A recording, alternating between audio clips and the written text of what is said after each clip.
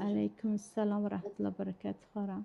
استاد جان سوالم همین بود که مثلا در پیش خیلی که میدونیم سال نو هست. در همین مسیر اکثریت پدر مادرهایی که مثلا من بعضیشون رو با چشم خودم دیدم، همینها برای همین جشن که کودکانشون در مکتب میخونند درصدی همچنین یک مقدار مبلغ جمع میکنن برای گذراندن همین جشن. باز اینکه استادها معلمه هایی که در همون مکتب درس میدهند با طلبه ها چیز میکنن، سپارش میدهند که از ورق و از کارتون هم خیلی بازیچه ها برای همین جشن آماده کنند. میخواستم بفهمم که همین شریعت در همین باره چه حکم کرده است؟ درباره سال نو، الحمدلله سال نو گفته دو این سوال یک بار دیگر تکرار شد. پیشتر اگرچه در این باره صحبت کرده باشیم، فرما ان شاء الله حفظتان کند، امروز 23 دکبر است. در حقیقت گویا آنهایی که در روسیه یا حتی در داخل تاجیکستان هم هستند در انتظار سال نو و تیاری هستند. درباره خواهران میکروفون به اهمیت میدهیم. درباره سال نو خواهران عزیز، خودش به خودش معلوم است که نامش را سال نو میلادی میگویند.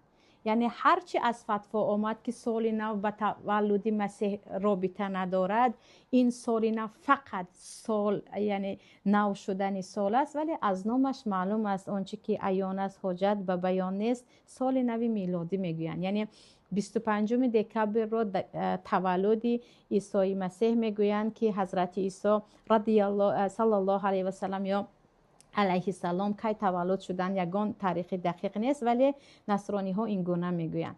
از روی دینی اگر سبحان الله این را نگاه کنیم، نصرانی ها در این روز یا در این وقت پسر خدا تولد شد یا خدا تولد شد میگویند و مسلمان های تاجیک با آنها همراه هستند که انسان از دین خارج می شود. وقتی یک تاجیک برای تولد شدن پسر خدا با روسها یا با کافران همراه است، از دین خارج می شود. تو دیگر به شرک آنها به کفر آنها همراه هستی. این یک. دویم اگر گفتن نه این به مسیح رابطه ندارد به عیسی، این فقط سال نو است. عزیزان وقتی گفتید فقط سال نو است، پیامبر صلی الله علیه و سلم وقتی مدینه آمدن، در اهل مدینه اگرچه همون عرب‌های خودشان بودن، ایدهای داشتن که پیامبر گفتن خرسندی هایتان را خداوند در 2 روزی که برای شما بجای این گذاشت در آن کنید، یکی عید فطر، دیگر عید رمضان.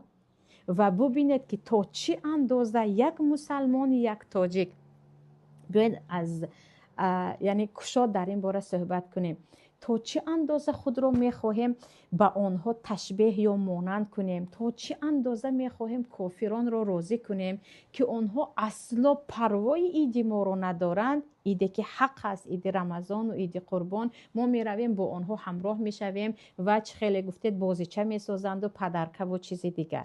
یعنی کدام عقل و ایمانت اجازه میدهد ای پدر و مادری که به سال نوی کافران، اگر گفتین این به کریسمس یا گفتیم به تولد مسیح رابطه ندارد، سال نو خودش در من و تو نیست، در من و در تاجیک ها این سال نو نیست. در تاجیک ها گفتیم اگر نه ما تاجیک ها سال نو خود را داریم، ببینید نوروز رو اون هم از زردشت است. بیایید همچون یک تاجیک نه همچون یک مسلمان به مسئله نگاه کنیم. در اسلام سال نو خودش هست 1 محرم که اون رو پیامبر جشن نگرفتن. پیامبر حتی سال نوی اسلامی را جشن نگرفتن، پس کجا رسد به گرفتن جشن سال نوی مسیحی؟ دویمش سال نوی مسیحی یا سال نوی که هست، یک بار انسانی عاقل فکر کند چی فایده های دارد چی ضررها. میگویند یک دسترخوان میکشیم، دیگر روز دسترخوان کشایی ندارد، میگویند چی ضرر دارد. ضرر یکمش این است که تمام رقاصه ها، تمام سرودخوان و سراینده هایی که مردم را اینقدر به گمراهی میبرند و باز پول مردم را میگیرند، اونها ایدشون سال نو است. در سال نو چقدر اینها خودنمایی میکنند، در سال نو چقدر نوشابه های مست کننده نوشیده میشود، چقدر حرامخوری و زنازنی ها زیاد میشود.